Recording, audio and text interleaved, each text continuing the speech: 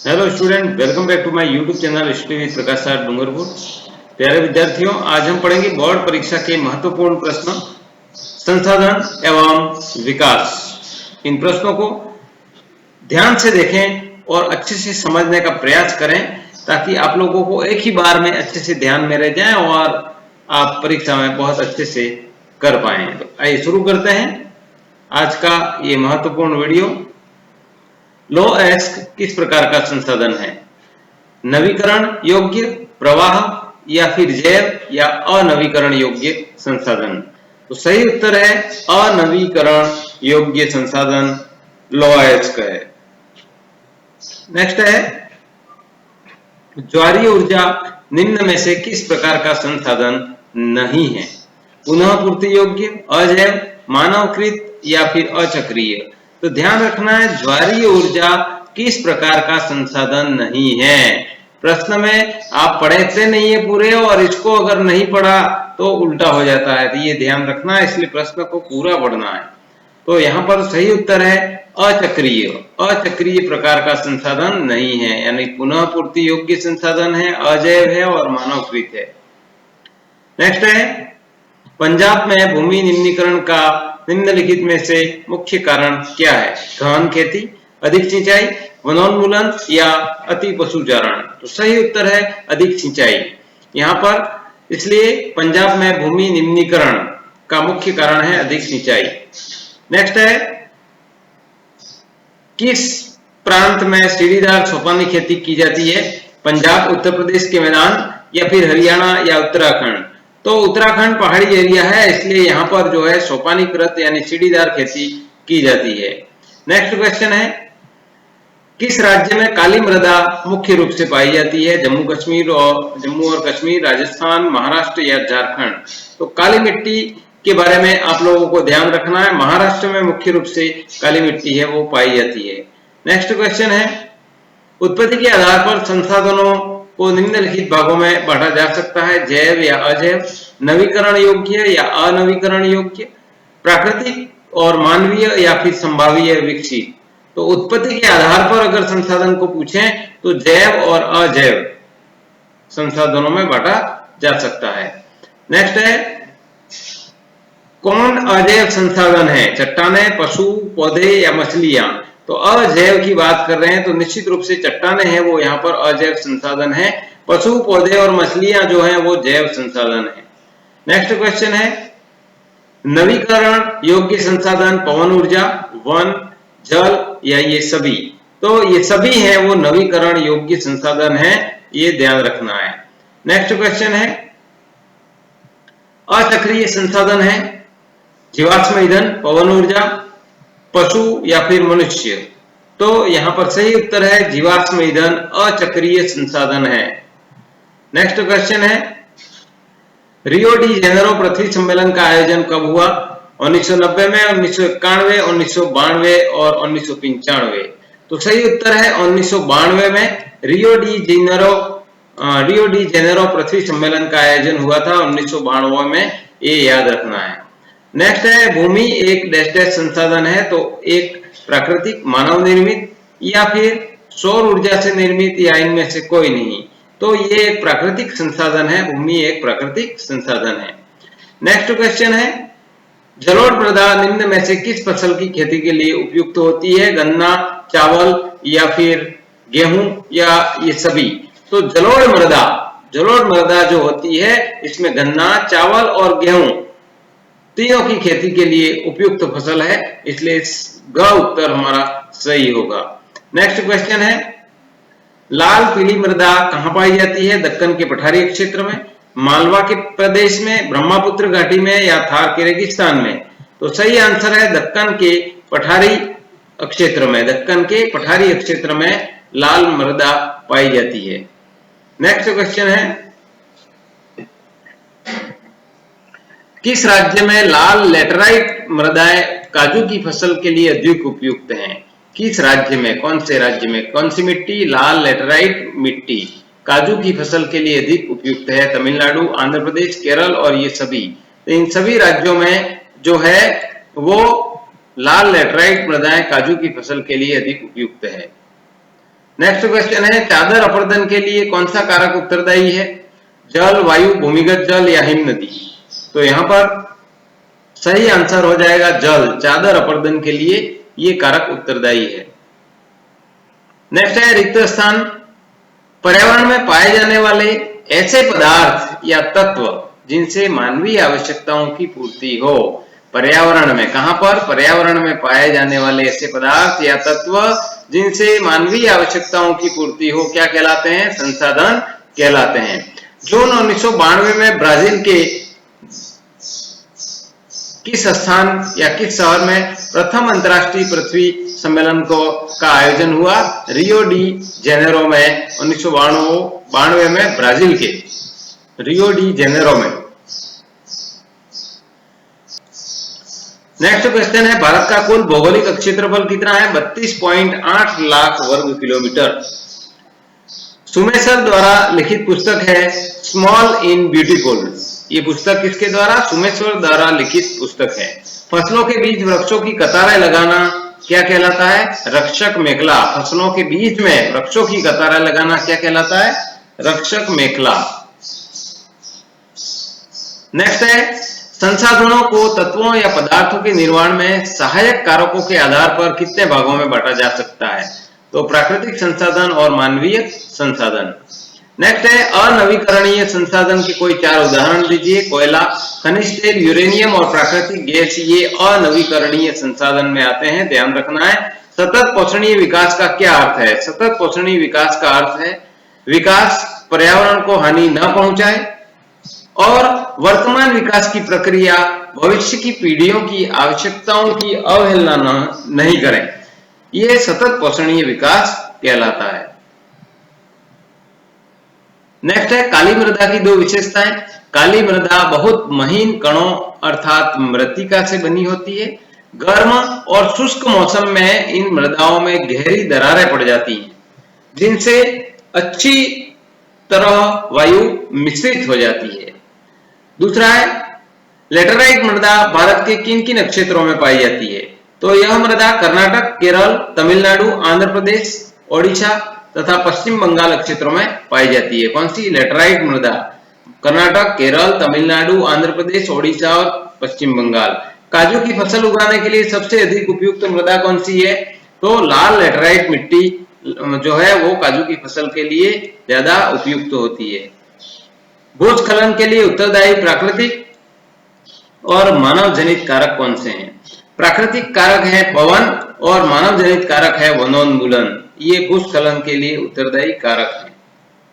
Next है संसाधन से क्या अभिप्राय है? हमारे पर्यावरण में उपलब्ध वे समस्त वस्तुएं जो हमारी आवश्यकताओं को पूरा करने में प्रयोग की जाती हैं और जिनको बनाने के लिए तकनीकी ज्ञान उपलब्ध है, जो आर्थिक रूप से संभाव्य एवं सांस्कृतिक रूप से स्वीकार्य हैं, संसाधन कहलाती हैं। संसाधन का अर्थ केवल प्राकृतिक तत्व ही नहीं अपितु मानवीय या सांस्कृतिक तत्व भी महत्वपूर्ण संसाधन होते हैं। इस प्रकार की कोई भी वस्तु जो मानव के लिए उपयोगी हो अथवा उपयोगिता में सहायक हो संसाधन कहलाती है, जैसे खनिज तेल, कोयला, जल, खनिज, प्राकृतिक वनस्पति, जीव जंतु आदि। नेक्स्ट क्वेश्चन है संसाधनों के वर्गीकरण के विभिन्न आधार कौन कौन से हैं?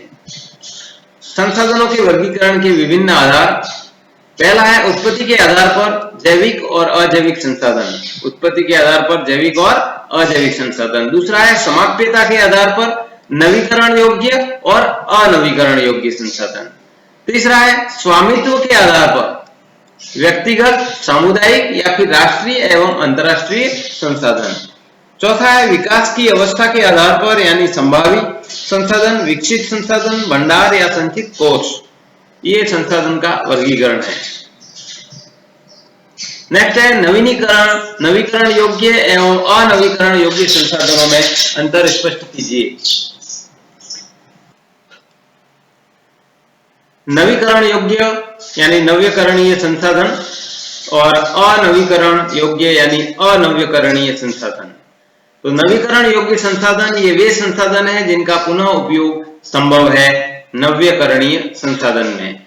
वे संसाधन जो एक बार उपयोग करने के बाद नष्ट हो जाते हैं, पुनः उपयोग संभव नहीं है, वो अनवीकरण योग्य संसाधन होते हैं। नेक्स्ट है नवीकरण योग्य संसाधन पर्यावरण में प्रदूषण नहीं फैलाते हैं और अनवीकरण योग्य पर्यावरण में प्रदूषण फैलाते हैं। नेक्स्ट है नवीकरण योग्य संसाधन पवन, जल, मृदा, वन, सौर ऊर्जा आदि नवीकरण योग्य संसाधन है, जबकि कोयला, खनिज तेल, प्राकृतिक गैस आदि अनवीकरण योग्य संसाधन है। नेक्स्ट है अंतरराष्ट्रीय संसाधनों का अभिप्राय स्पष्ट कीजिए। किसी देश की तट रेखा से 200 समुद्री मील की दूरी से परे खुले महासागरीय संसाधन अंतरराष्ट्रीय संसाधन होते हैं। इन पर किसी भी देश का अधिकार नहीं होता। इन्हें कुछ अंतरराष्ट्रीय संस्थाएं नियंत्रित करती हैं और इन संसाधनों का अंतरराष्ट्रीय संस्थाओं की सहमति के बिना उपयोग नहीं किया जा सकता। नेक्स्ट है मरुस्थलीय मृदा की कोई दो विशेषताएं लिखिए। मरुस्थलीय मृदा की प्रमुख विशेषताएं निम्न है। पहला है इन मृदाओं का रंग लाल व भूरा होता है। ये मृदाएं आमतौर पर रेतीली व लवणीय होती हैं। मरुस्थलीय मृदा की बात कर रहे हैं। शुष्क जलवायु एवं वनस्पति की कमी से इस मृदा में जल वाष्पन दर अधिक है। नेक्स्ट है इस मृदा में ह्यूमस व नमी की मात्रा कम पाई जाती है। यह मृदा अनुपजाऊ होती है, लेकिन इसे उपयुक्त तरीके से सिंचित करके कृषि योग्य बनाया जा सकता है मरुस्थलीय मृदा को। नेक्स्ट क्वेश्चन है स्वामित्व के आधार पर आप किस प्रकार की संसाधनों का वर्गीकरण करेंगे। स्वामित्व के आधार पर संसाधनों के 4 प्रकारों में वर्गीकृत किया जा सकता है। व्यक्तिगत संसाधन, वे संसाधन जिन पर व्यक्तिगत स्वामित्व होता है व्यक्तिगत संसाधन कहलाते हैं, जैसे बाग, चारागाह, कुआं, तालाब, भूखंड, घर, कार आदि। सामुदायिक संसाधन, ऐसे संसाधन जो समुदाय के सभी सदस्यों के लिए समान रूप से उपलब्ध होते हैं, सामुदायिक संसाधन कहलाते हैं, जैसे खेल का मैदान है, चारागाह है, शमशान भूमि है, तालाब है आदि क्या है, सामुदायिक संसाधन है। नेक्स्ट है राष्ट्रीय संसाधन, वे सभी संसाधन जिन पर केंद्र तथा राज्य सरकार का नियंत्रण होता है राष्ट्रीय संसाधन कहलाते हैं। देश की राजनीतिक सीमाओं के अंतर्गत समस्त भूमि एवं 12 समुद्री मील दूर तक महासागरीय क्षेत्र और इसमें पाए जाने वाले संसाधनों पर संबंधित राष्ट्र का स्वामित्व होता है। नेक्स्ट है अंतरराष्ट्रीय संसाधन, इन संसाधनों को अंतरराष्ट्रीय संस्थाएं नियंत्रित करती हैं। तट रेखा से 200 समुद्री मील की दूरी अपवर्जक आर्थिक क्षेत्र से परे खुले महासागरीय संसाधनों पर किसी एक देश का अधिकार नहीं होता। इन्हें बिना किसी अंतरराष्ट्रीय संस्था की सहमति के कोई देश उपयोग नहीं कर सकता। नेक्स्ट है एजेंडा 21 क्या है, इसके उद्देश्य बताइए। एजेंडा 21 जून 1992 में 100 से अधिक देशों के राष्ट्राध्यक्ष का एक सम्मेलन ब्राजील के रियो डी जेनेरो शहर में अंतरराष्ट्रीय पृथ्वी सम्मेलन के नाम से हुआ। इस सम्मेलन का उद्देश्य विश्व स्तर पर उभरते पर्यावरणीय खतरों को रोकना एवं सामाजिक आर्थिक समस्याओं का हल ढूंढना था। इसी सम्मेलन में एकत्रित नेताओं ने भूमंडलीय जलवायु परिवर्तन एवं जैविक विविधता के एक घोषणा पत्र पर हस्ताक्षर किए थे। यही घोषणा पत्र एजेंडा 21 के नाम से जाना जाता है। इस घोषणा पत्र का मुख्य उद्देश्य भूमंडलीय जलवायु परिवर्तन के खतरों को रोकना, जैव विविधता, पर्यावरण संरक्षण के लिए उपाय करना, भूमंडलीय सतत पोषणीय विकास प्राप्त करना है। नेक्स्ट है संसाधन नियोजन के विविध सोपानों का वर्णन कीजिए। संसाधन नियोजन, संसाधन के विवेकपूर्ण उपयोग के लिए नियोजन एक सर्वमान्य रणनीति है। भारत जैसे विविधतापूर्ण संसाधनों वाले देश में यह बहुत महत्वपूर्ण है। हमारे देश में राष्ट्रीय, प्रादेशिक एवं स्थानीय स्तर पर संसाधन नियोजन की आवश्यकता है। अतः संसाधनों के उपयुक्त उपयोग के लिए अपनाई जाने वाली तकनीक संसाधन नियोजन कहलाती है।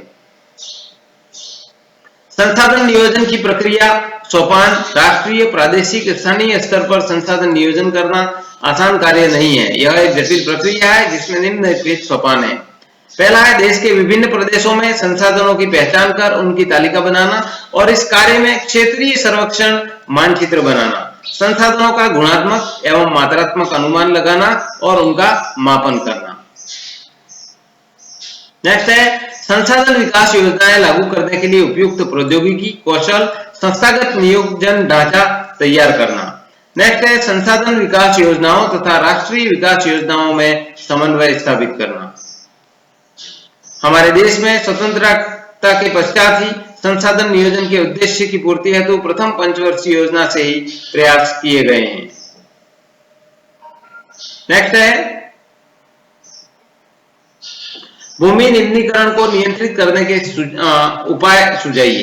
भूमि एक महत्वपूर्ण संसाधन है और इस संसाधन का उपयोग हमारे पूर्वज प्राचीन काल से करते आए हैं तथा भावी पीढ़ी भी इसी भूमि का उपयोग करेगी। हम अपनी मूल आवश्यकताओं का 95% से अधिक भाग भूमि से प्राप्त करते हैं। मानवीय क्रियाकलापों से न केवल भूमि का निम्नीकरण हो रहा है वरन भूमि को हानि पहुंचाने वाली प्राकृतिक शक्तियों को भी बल मिला है। आज भूमि निम्नीकरण की समस्या का हल किया जाना अति आवश्यक है। भूमि निम्नीकरण की समस्या को हल करने के लिए प्रमुख उपाय हैं वो निम्नलिखित हैं। पहला है वृक्षारोपण। वनस्पतियां भूमि को सुरक्षात्मक आवरण प्रदान करती हैं। वनस्पतिक आवरण के कारण पानी सीधा जमीन पर नहीं गिर पाता, फलतः मिट्टी की उर्वरता को बनाए रखने में मदद करती है। वनारोपण भूमि निम्नीकरण की समस्या सुलझाने में बहुत कारगर सिद्ध हो सकती है। पेड़ों की रक्षक मेखला यानी पेड़ों की रक्षक मेखला का निर्माण भी भूमि निम्नीकरण को कम करने में सहायक होता है। रेतीले टीलों का स्थिरीकरण। मरुस्थलीय क्षेत्रों में बालू के टीलों का स्थिरीकरण भी बहुत जरूरी है। यह कार्य कांटेदार पौधों को लगातार किया जा सकता है। औद्योगिक स्त्राव या कूड़े करकट की ठीक से निकासी। उद्योगों से निकलने वाला गंदा पानी एवं अन्य वर्जनीय पदार्थ भूमि निम्नीकरण के मुख्य कारण हैं। इसलिए औद्योगिक कचरे एवं जल को संशोधित करने के पश्चात ही विसर्जित करके जल एवं भूमि प्रदूषण को कम किया जा सकता है। नेक्स्ट है जलोढ़ मृदा का निर्माण कैसे होता है। जलोढ़ मृदाएं की विशेषताओं को लिखिए। भारत में अधिकांश भूभाग पर जलोढ़ मृदा विस्तृत रूप से फैली हुई है।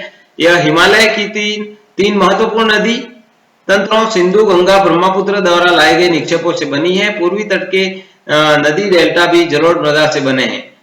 जलोढ़ मृदा की प्रमुख विशेषताएं इस प्रकार हैं। जलोढ़ मृदा सबसे अधिक उपजाऊ एवं अधिक विस्तार वाली है। यह मृदा विस्तृत रूप से संपूर्ण उत्तरी भारत के मैदान में फैली हुई है। जलोढ़ मृदा में रेत, सिल्ट, मृत्तिका के विभिन्न अनुपात पाए जाते हैं। अधिकतर जलोढ़ मृदाएं पोटास, फास्फोरस एवं चूना युक्त होती हैं।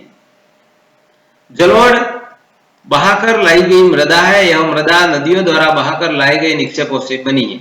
कणों के आकार के अतिरिक्त जलोढ़ मृदा की पहचान उसके आयु से भी होती है। आयु के आधार पर जलोढ़ मृदाएं दो प्रकार की होती हैं, पुरानी जलोढ़ या नवीन जलोढ़। पुरानी जलोढ़ को बांगर तथा नवीन जलोढ़ को खादर कहते हैं। बांगर मृदा को कंकर ग्रंथियों की मात्रा अधिक होती है। खादर मृदा में बांगर मृदा की तुलना में अधिक बारीक कण पाए जाते हैं। जलोढ़ मृदा में पेड़ पौधों का सड़ा गला अंश ह्यूमस बहुत अधिक मात्रा में मिलता है। सूखे क्षेत्रों की जलोढ़ मृदाएं अधिक क्षारीय होती हैं और इन मृदाओं का सही उपचार एवं सिंचाई करके इसकी पैदावार में वृद्धि की जा सकती है। दोस्तों अभी तक आपने मेरे चैनल को सब्सक्राइब नहीं किया हो तो सब्सक्राइब करके बेल आइकन के साथ ऑल नोटिफिकेशन को ऑन जरूर कर लें, क्योंकि भविष्य में भी इस चैनल पर ऐसे वीडियो आने वाले हैं जहां तक आपको जरूरत पड़ेगी इस चैनल की। इसलिए सब्सक्राइब करें ताकि आप लोगों को ध्यान रहे कि कब किस प्रकार के वीडियो मेरे चैनल पर आते हैं। आपको हर प्रकार के वीडियो की जानकारी रहेगी। Thanks for watching, keep learning, study with Prakash साथ डूंगरपुर। आज हमने पढ़ा सामाजिक विज्ञान, संसाधन एवं विकास के महत्वपूर्ण प्रश्न उत्तर के बारे में। आप लोग बहुत अच्छे से पढ़ाई करें और अच्छे अंक प्राप्त करें और वीडियो को कम से कम 1-2 ग्रुपों में, व्हाट्सएप ग्रुपों में या फेसबुक ग्रुपों में शेयर जरूर करें, क्योंकि आप लोगों के लिए इतने महत्वपूर्ण वीडियो मैं बनाता हूं तो 1-2 ग्रुपों में आप कम से कम मेरे लिए शेयर कर सकते हैं ताकि अधिक से अधिक स्टूडेंट तक पहुंचे और मेरा जो वीडियो बनाना है वो सार्थक हो जाए। थैंक्स फॉर वॉचिंग, मिलते हैं अगले वीडियो में, तब तक के लिए धन्यवाद। जय हिंद, जय भारत।